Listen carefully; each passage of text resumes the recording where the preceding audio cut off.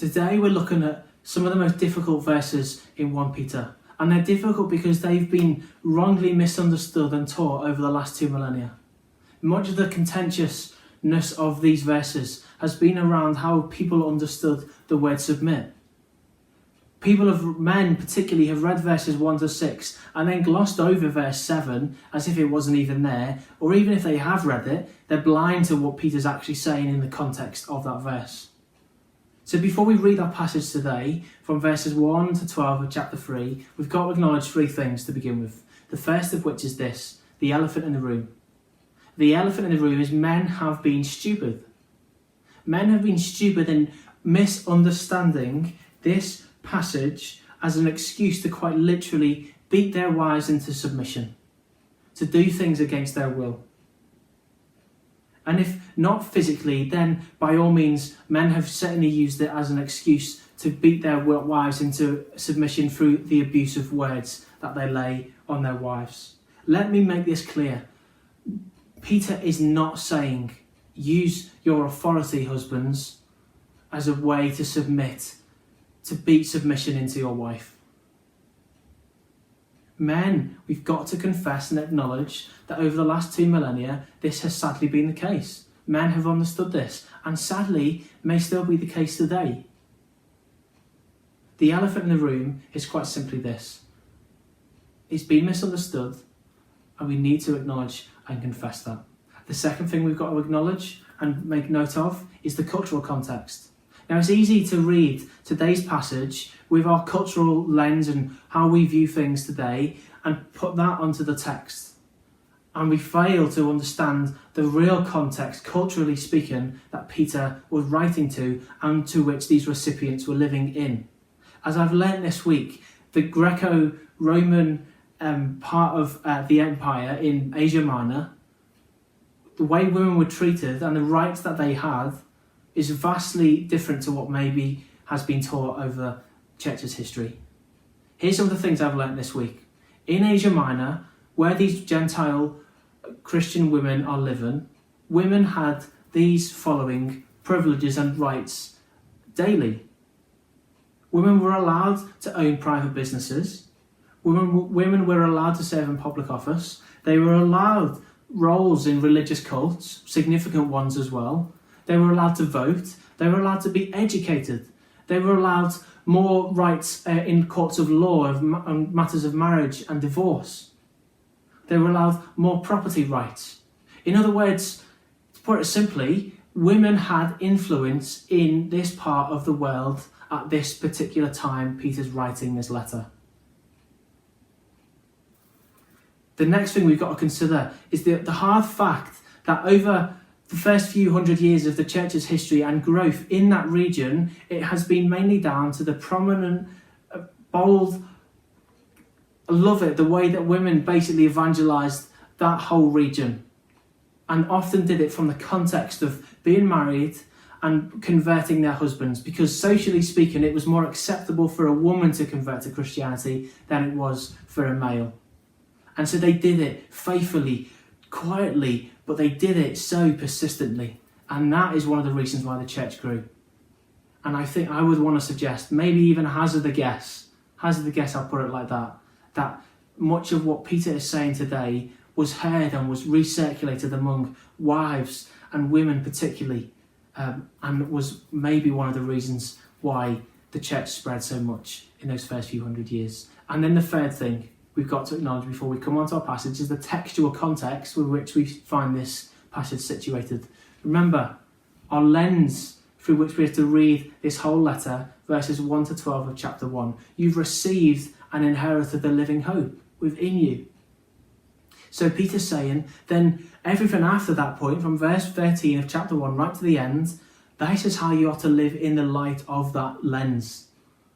Be holy because you are holy. You're a chosen people. And as Anne said last week, we're to submit under the government authorities as Peter outlines, and we're to submit willingly as slaves to our masters. All of this in this little section from verse 11 of chapter 2 to verse 12 of chapter 3 we're looking at today, it's a 5 mini section where Peter addresses everyone, then slaves, then wives, then husbands, and then again to everyone. And he prefaces it all with the verse, "Dear friends, I urge you as aliens and strangers in this world to live such good lives among the pagans that they may accuse you of doing wrong, they may see your good deeds on the day he visits us." It's all about how you live. And we'll get onto that in just a few moments. So with those three things in mind, the elephant in the room, the cultural context, and the textual context, let's now read these verses, verses 1 to 12 of chapter 3, with those things in mind. Wives, in the same way, submit yourselves to your own husbands, so that if any of them do not believe the word, they may be won over without words by the behaviour of their wives. When they see the purity and reverence of your lives, your beauty should not come from outward adornment, such as elaborate hairstyles and the wearing of gold jewellery or fine clothes. Rather, it should be that of your inner self, the unfading beauty of a gentle and quiet spirit, which is of great worth and value in God's sight.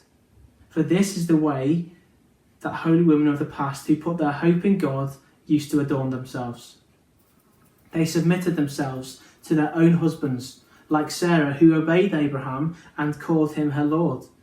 You are her daughters, if you do what is right and do not give way to fear. Husbands, in the same way, be considerate as you live with your lives, and treat them with respect as the weaker partner and as heirs with you of the gracious gift of life, so that nothing will hinder your prayers. Finally, all of you, be like-minded, be sympathetic, love one another, be compassionate and humble. Do not repay evil with evil or insult with insult. On the contrary, repay evil with blessing, because to this you were called, so that you may inherit a blessing. For whoever would love life and see good days must keep their tongue from evil and their lips from deceitful speech. They must turn from evil and do good. They must seek peace and pursue it. For the eyes of the Lord are on the righteous, and his ears are attentive to their prayer. But the face of the Lord is against those who do evil. The third group of people that Peter addresses in this section is wives. We looked at the first two last week, verses 1 to 6. And I want us to pull out two main things. There's more we could pull out, but I want to pull out two main things for us today. First is this: actions speak louder than words. Use your influence, Peter is saying, to submit to your husbands in such a way that your husband won't be able to speak bad of you. Remember back in verse 12 of chapter 2, where he teased the section up, live a good life, that though people may accuse you of doing wrong, they may see something good, different, distinctive in the way that you live. Here's a universal principle that I think we can take from this whole section today. Live your life in the knowledge that it is a form of proclamation that can either affirm or deny the authenticity of the gospel and the life which you have inherited. Live in the knowledge that your life is a form of proclamation that can either affirm or deny the knowledge of the gospel which you have received and the living hope which you have inherited. It would have been way too much for Peter to say, wives, hey, at every waking moment, go to your husband who's not a Christian and say to him, here's what I believe, blah, blah, blah, blah, blah. Tell him the gospel every single day in your words. No, that's not where Peter leads from. Peter says, lead with actions. Actions speak louder than words. Now, don't mishear me, because as Peter comes on to say on the passage we'll look at in a couple of weeks' time, Peter says, be ready, of course, to speak with the faith to which you have within you and you believe, but lead by action. That's a way in which people will say, hang on a minute, there's something different about them, and the way that they love me, and the way that they're showing respect to people around. Second thing to pull out is this: inward beauty is more attractive. The way women used to dress was to have braided hair, long fancy clothes, gold jewellery, all that sort of stuff. Today, you walk down a magazine aisle in a supermarket and you have a quick glance at some of the women's magazines that are there, And broadly speaking, you're presented with what it is to look like the perfect woman. Tanned, but not too tanned, maybe. White teeth, but not too white of teeth. Slim, but not too slim. Maybe long hair, but not too long. Maybe a bit of cosmetic surgery here or there, but not too much. That's the war that wages against women's souls today. Not too dissimilar, I don't think. Peter's saying inner beauty is far more attractive than the external, superficial nature of external beauty that we try and lumber onto ourselves. Sack that right off, Peter is saying. Pursue inner beauty. That is more precious and attractive, not least in the eyes of your husband, but more importantly in the eyes of God. And then the second group that Peter addresses in our passage today, the fourth overall in this section, is husbands in verse 7. Now the NIV translation, which we've read today, is too weak. It's far too weak when it says, treat your wives with respect. The Greek word time is literally better translated as honour. In fact, Peter's saying, treat your wives with the highest degree of honour and dignity that is due to them. Peter is using this same word time, honour, inverted brackets, in the context of submission. And because in the New Testament terms, submission is equal to in regards to equality, importance, honour and dignity. Peter's using it in the same context. Submission is consistent with dignity and honour and respect, and which is due unto wives. Just a quick side note, let's not forget that Peter spent 3 years of his life following the Lord Jesus in his every footstep, who the Lord Jesus, of course, affirmed persistently and constantly the life and worth and dignity of every single woman he came across. Now, men have perhaps read this verse in verse 7 and given more airtime to that little phrase right in the middle, which I'm sure some of you jerked at, where it says, and treat them with respect as the weaker partner. Men have given far too much emphasis on that. Hey, women, you're the weaker partner. Whilst, of course, it is, broadly speaking, a fact of nature that men are stronger than women, that's not Peter's point here. Peter's point is, treat them with the highest degree of honour. Why? Not because they're weaker. No, because they are heirs of the same gift of life that you yourself have received. Treat them because they're the same in the eyes of God as you. Treat them with dignity and honour and love them and cherish them. And thirdly, everyone he addresses in verses 8 to 12. He says, all of you, finally all of you, not some of you, all of you, so listen up. Think of verses 8 to 12 as a little bit like this by way of an analogy. Do not be a chameleon. Don't be a chameleon. Now, chameleons, as you'll see on this picture that will appear on the screen, chameleons are hard to spot. They blend in their surroundings so well that it's difficult to see. Peter's saying, don't be like one of them. Be distinctive in the way that you live. Don't blend into your surroundings and the world so much that people fail to acknowledge or recognise anything significant in the way that you live your life. Allow people instead to see that you are a follower of Jesus and there is something different and distinctive about the way you live. So it begs the question then, I guess, you probably think, well, how then are we to not be like chameleons? Well, verses 8 to 12, there's 11 virtues which I was able to count. Be like-minded, be sympathetic, love one another with deep-rooted sibling-like love. Be compassionate, be humble, do not repay evil with evil, do not repay insult with insult, repay evil with blessing. Keep your tongue and lips from evil deceit and deceitful speech. Turn from evil and do good, seek peace and pursue it. He's saying this to everyone because it's the call to every Christian, irrespective of whether you're a slave, a wife, or a husband.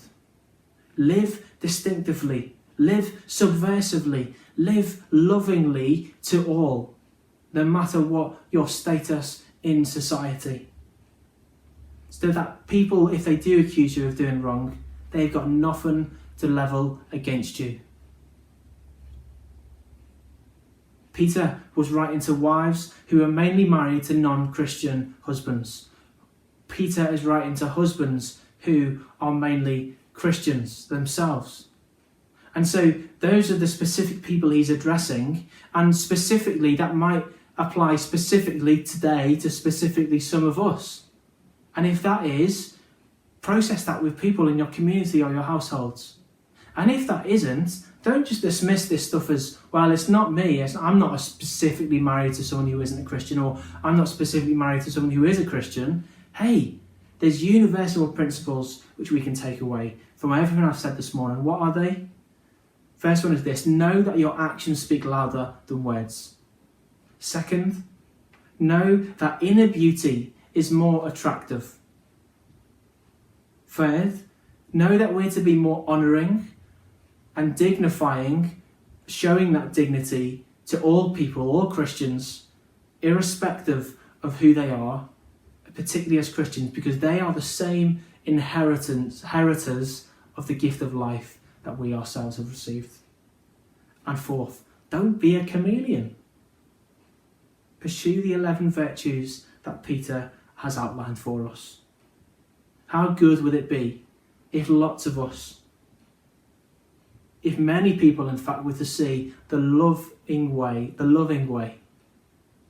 that we shared the good news of Jesus, and be that the means by which we share Jesus with the world. I'll end with that phrase I threw in a few minutes ago. Live in the knowledge that your life is a form of proclamation that can either deny or affirm the authenticity of the gospel and the inheritance to living hope which you have received.